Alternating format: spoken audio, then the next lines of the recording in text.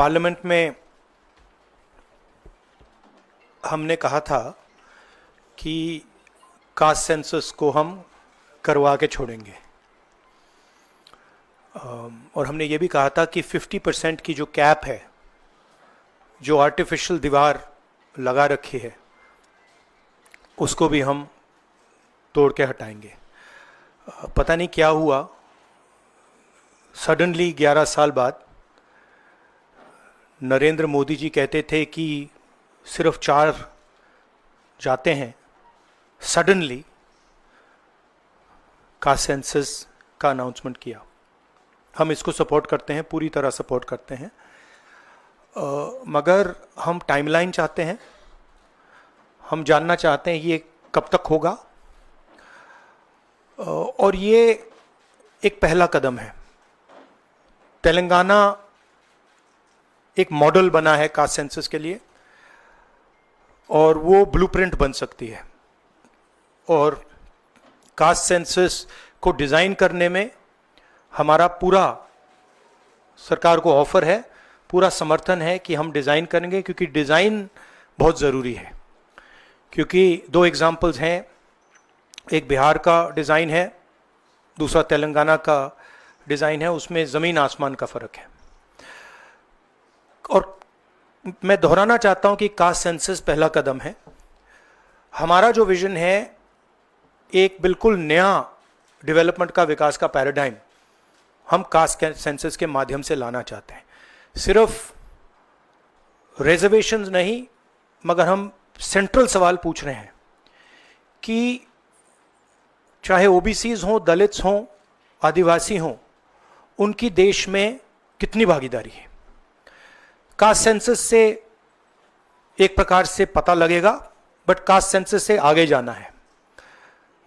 हमारे इंस्टीट्यूशंस में, संस्थाओं में इनकी कहां कहां पार्टिसिपेशन है, पावर स्ट्रक्चर जो है उधर कितनी पार्टिसिपेशन है, ये नेक्स्ट स्टेप है। और हम चाहते हैं कि इस डायरेक्शन में कास्ट सेंसस जाए। हमने एक और चीज कही थी, कांग्रेस पार्टी ने रेज की थी, मैनिफेस्टो में भी था, article 15(5). Article 15(5) is reservation in private education institutions. ये कानून है, ऑलरेडी कानून है, और हम चाहते हैं एकदम इस कानून को एनडीए की सरकार, बीजेपी की सरकार इंप्लीमेंट करना शुरू करे। सेंसस को डिले किया है और अपोज किया था, हम इसको वेलकम करते हैं, ये हमारा विजन है, इन्होंने अडॉप्ट किया, बहुत अच्छा। मगर हम चाहते हैं कि हमें डेट्स बताई जाएं, किस दिन तक ये सेंसस होगा, बजट में इसका पैसा आना चाहिए, अभी बजट में पैसा नहीं है, और फिर जो डेवलपमेंटल विजन है वो हमारे सामने प्रेजेंट होना चाहिए। तो ये मैं आपसे कहना चाहता था, अंग्रेजी में बोल देता हूं। Caste census we have been fighting now for some time. Government has opposed for some reason. We don't understand what that reason is. They have suddenly decided to do it. We welcome that. We are happy that they have done the caste census. Telangana is a model state for the caste census. There are 2 caste censuses in front of us. One is Telangana, the other is Bihar. They are completely different caste censuses.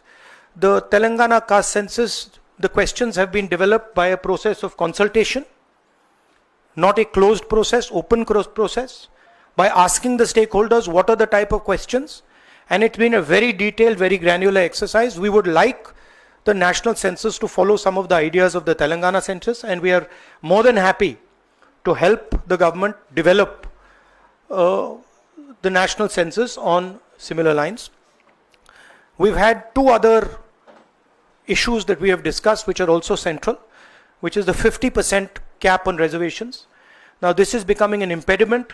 This is becoming an impediment to development, to progress of our country, and to the progress of backward castes, Dalits and Adivasis. And we want this 50% barrier to be eliminated and broken. We have stated that. We have achieved We have put enough pressure on the government to get the caste census done. We want a date by when it's done.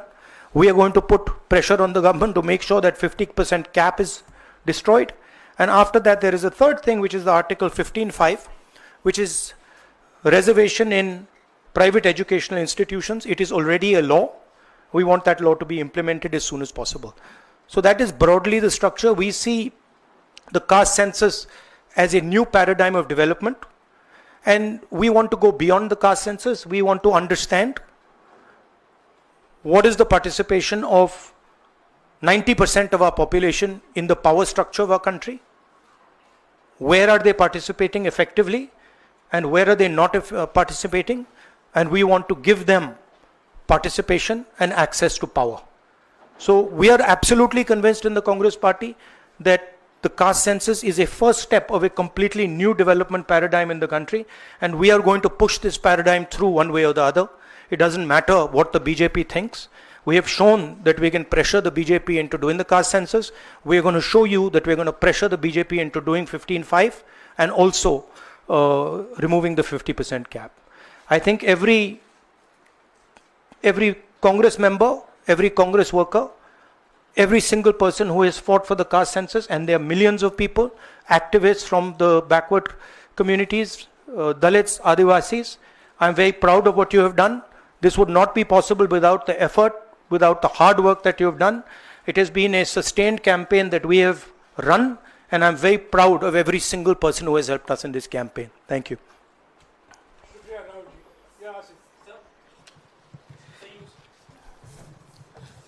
So you said that the government was opposed to this and suddenly decided to take this step. Do you think that this decision has been taken in light of the upcoming Bihar polls? No, I don't think so. I don't think that's why this decision has been taken in a hurry. I don't need to comment on whether they took it, when they took it, how they took it. Now they have taken it. We are happy they've taken it. Now this needs to be taken forward. Sir, प्रधानमंत्री बार बार ये कहते थे कि ये 4 जातियां होती हैं सिर्फ देश में. अब अचानक से फैसला हुआ, तो क्या लगता है कि आपको जो विपक्ष ने और आप लोगों ने दबाव बनाया, उस दबाव के कारण? ये सिर्फ हमने दबाव नहीं डाला, ये सिर्फ दबाव नहीं डाला है हमने, ये हमने ऑर्गेनाइज तरीके से बहुत गहराई से कैंपेन चलाया है, ग्रासरूट लेवल पे कैंपेन चलाया है, और महीनों से हम ये कैंपेन चला रहे हैं और इस कैंपेन का असर पड़ा है, इफेक्ट आया है, और इसीलिए इन्होंने ये डिसीजन लिया है. बट कास्ट सेंसस जो मैंने आपसे बोला, ये दरवाजा खोलने का तरीका है. उसके बाद रियल विकास का काम शुरू होगा. एक बार हमें इंफॉर्मेशन मिलेगी तो फिर हम उस इंफॉर्मेशन के बेसिस पे हम एक्शन ले पाएंगे. मैं आपको 2-3 उदाहरण देता हूं. तेलंगाना के कास्ट सेंसस में से इंफॉर्मेशन किस ग्रैन्युलैरिटी की आ रही है और किस टाइप की इंफॉर्मेशन आ रही है. तेलंगाना में जो कॉर्पोरेट स्ट्रक्चर है, CEOs, management team, senior management, ownership structure, उसमें आपको एक दलित नहीं मिलेगा, एक आदिवासी नहीं मिलेगा, एक पिछड़े वर्ग का व्यक्ति नहीं मिलेगा. मैं कह रहा हूं एक नहीं मिलेगा. मैं ये नहीं कह रहा हूं कि 1% नहीं मिलेगा, है ही नहीं. 90% of India is not represented there. First. Second, gig workers, जिनके लिए हमने तेलंगाना में और अब कर्नाटक में हम कानून बना रहे हैं. अगर आप गिग वर्कर्स की लिस्ट देखें, जिसको मैं मॉडर्न स्लेवरी कहता हूं, उसमें आपको सिर्फ ओबीसी, दलित और आदिवासी मिलेंगे. तो ये 2 स्ट्रीम्स बन रही हैं. एक स्ट्रीम मजदूरी की स्ट्रीम, गरीबी की स्ट्रीम, बेरोजगारी की स्ट्रीम, जिसमें दलित, आदिवासी, पिछड़ा वर्ग है, और दूसरी स्ट्रीम जिसमें एक छोटी सी एलीट पूरे के पूरे सिस्टम को कंट्रोल कर रही है. उसके ऊपर अदानी जी, अंबानी जी बैठे हैं. तो ये कास्ट सेंसस इस चीज को बदलने का फाउंडेशन है, पहला कदम है. राहुल जी, आप लगातार दबाव बना रहे थे, लेकिन पिछले 11 सालों से प्रधानमंत्री मोदी इस पर नहीं मान रहे थे. अभी पहलगाम का इतना बड़ा हादसा हुआ, क्या आपको लगता है कि इस वक्त में जो टाइमिंग है प्रधानमंत्री की कास्ट सेंसस को मानना, वो पहलगाम से देखिए, ध्यान भटकाने की कोशिश है? आप जर्नलिस्ट हो, ये आप लोगों का काम है, आपका काम स्पेक्यूलेशन है, मेरा काम स्पेक्यूलेशन नहीं है, मैं फैक्ट्स पे काम करता हूं। तो आप स्पेक्यूलेट कीजिए, मैं इस पे स्पेक्यूलेट नहीं करूंगा, मेरे को स्पेक्यूलेट करने की ज़रूरत ही नहीं है। उन्होंने क्यों लिया क्यों नहीं लिया उसमें मुझे कोई इंटरेस्ट नहीं है। लिया, और ये बड़ा स्टेप है। मैं सिर्फ ये समझना चाहता हूं कि ये सेंसस कब होगा और ये किस प्रकार से सेंसस होगा, कौन से सवाल इसमें होंगे, क्योंकि आप कह सकते हो कि हमने सेंसस कर दिया और फिर रेलेवेंट सवाल आपने नहीं पूछे, तो फिर उसका कोई मतलब ही नहीं है। तो तेलंगाना में हमने बहुत गहराई से पब्लिक में जाकर कंसल्टेशन करके, लाखों लोगों से कंसल्टेशन करके हमने डिजाइन किया है। तो we want a peoples census, we don't not want a bureaucrat census. Sir आप पहले ही कहते थे कि एक्सरे है ये, तो एक्सरे के लिए सरकार राजी हो गई है। किस तरीके से एक्सरे हो, आप बार बार तेलंगाना मॉडल की बात कर रहे हैं, तो क्या तेलंगाना मॉडल अडॉप्ट होना चाहिए, किस तरीके से होना नहीं, चाहिए? देखिए, तेलंगाना मॉडल में 2-3 प्रिंसिपल्स हैं। पहला प्रिंसिपल है कि बंद कमरे में 5-10 ब्यूरोक्रेट्स ने उसको नहीं डिजाइन किया, ठीक है? क्योंकि फ्रैंकली बोलूं तो जिन कम्युनिटीज की हम मदद करने की कोशिश कर रहे हैं उनकी होल ब्यूरोक्रेसी में है ही नहीं। तो हम चाहते हैं मैस सेंसस, ओपन टेक्नोलॉजी का सेंसस, जहां हम स्टेक होल्डर से पूछें आपको एक्चुअली डिजाइन में आपकी क्या राय है, आप डिजाइन के बारे में क्या सोचते हो। ये तेलंगाना का first principal. Second principal Telangana में कि we have set up a expert group who is now going to study all the data and is going to present to the government of Telangana a vision based on caste census. So that is the second step. And third step, as you are already aware, Telangana has demolished that wall of 50%, right? And also the 15(5), article 15(5) जो मैंने mention किया है।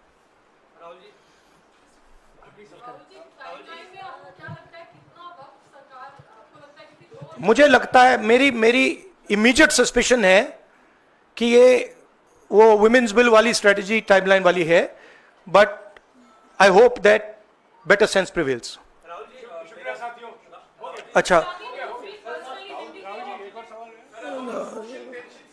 No, I want to से one other thing which is frankly बहुत जरूरी है, और आज ये शायद कास्ट सेंसस से भी ज्यादा जरूरी है।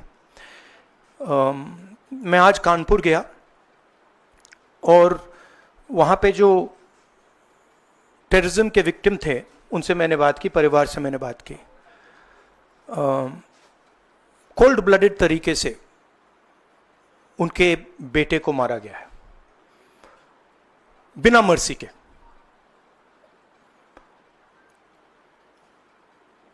और 28 लोगों को ऐसे मारा गया है, बहुत सारे लोग घायल हुए हैं।